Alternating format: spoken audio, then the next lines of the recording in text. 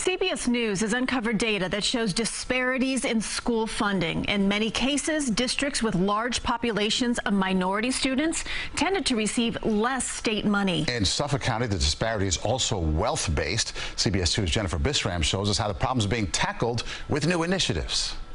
When people say that there's like a bad stigma around minorities or low-funded schools, it's a little hurtful because we have the drive, and if you have the drive, it doesn't matter what resources you have, you can make it work. 17-year-old Minahil Tariq says her drive and the support from her teachers and family are what helped her graduate from Brentwood High School in June with a Regents diploma, GPA of 100.5, and a head start going to Stony Brook University this fall with 60 credits.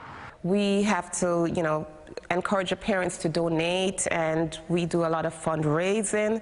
Donna Hospill is part of the school's PTA. Her son Samuel is a junior in the Air Force Junior Reserve Officer Training Corps program, marching band, and leadership and orchestra clubs.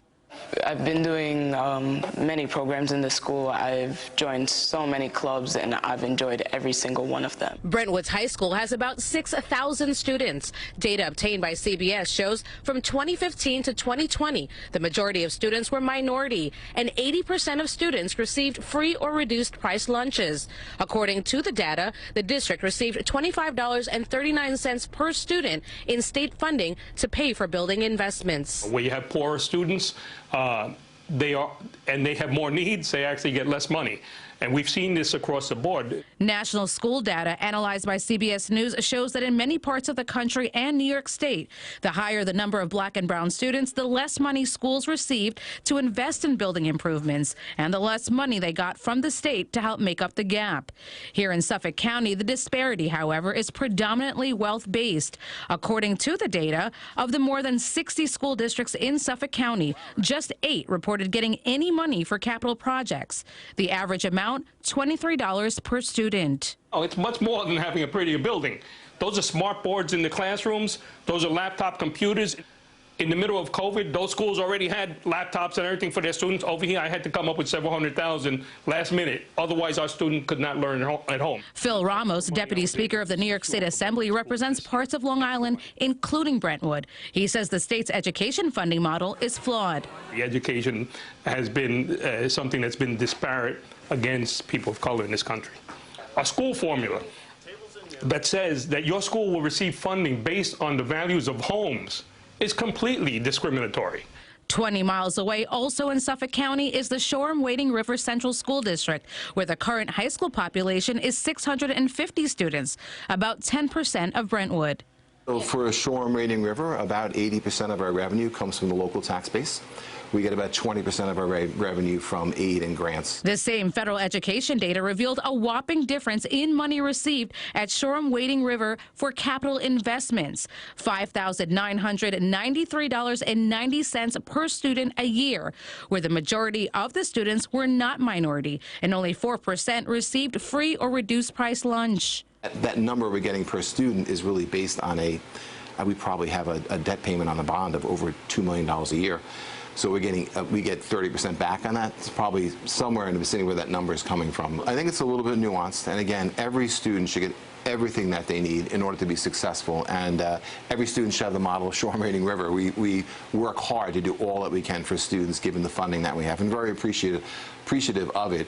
Anthony Mango is a high school sophomore at Shoreham-Wading River and is also a rising star who participates in several programs, including track and field. His dream is to become a teacher because of the influence his teachers have on him. It's really easy to get into any of these programs. Everyone's so inviting. Hey, come do this. Hey, come do that. When you actually have a teacher that cares about you, you say, hey, it's not just a boring old class. I have someone that cares about me. I want to do well for them and for me. His mother says he's the third in the family to attend the school district. No matter what your interests are, there's some group here that you can get along with. Shoreham-Wading River's graduation rates have remained in the 90th percentile. Brentwood is at its highest since 2015 at 78%. There's so many programs that we want to add, and we need the space. So if we can build, that will be fantastic also. So we need the money for that. Despite the economic challenges that we have here, we have a community that is very determined. Our kids thrive. They're smart, they're intelligent, they're successful. Still, despite grants, donations, and some state money, financial disparities affect the school system and how much can be offered to students. This is not about taking away from those schools. This is about uplifting the schools that are underfunded. To address the financial inequality, Deputy Speaker Ramos and several other elected officials helped push for foundation aid, which provides additional funding to school districts in need. This year, he secured over $300 million for Brentwood, which the district says went towards improvements like new playgrounds and a state-of-the-art sports center. Foundation aid is a stream of money that's designed only to go to communities of color, school districts of color, to make up the imbalance in the lack of wealth in the homes. One of the most important factors in striking a better balance for students is investing in dedicated teachers. It's great that the teachers are there for us, because I don't think if it were for them, I wouldn't have been in such a good position. The State Department of Education says districts have 3 major funding sources: local, state, and federal revenue, and the specific mix varies for each district. More funds are given to districts with higher levels of student need or low levels of local resources. They credit foundation aid and building aid, which provides districts a partial reimbursement for capital construction costs, including more for schools with less local wealth. Additionally, the state says it doesn't control how funds are allocated among schools within a district. While state and local funding are provided, it goes through a budget process with officials and voters on allocation and use. Jennifer Bisram, CBS 2 News.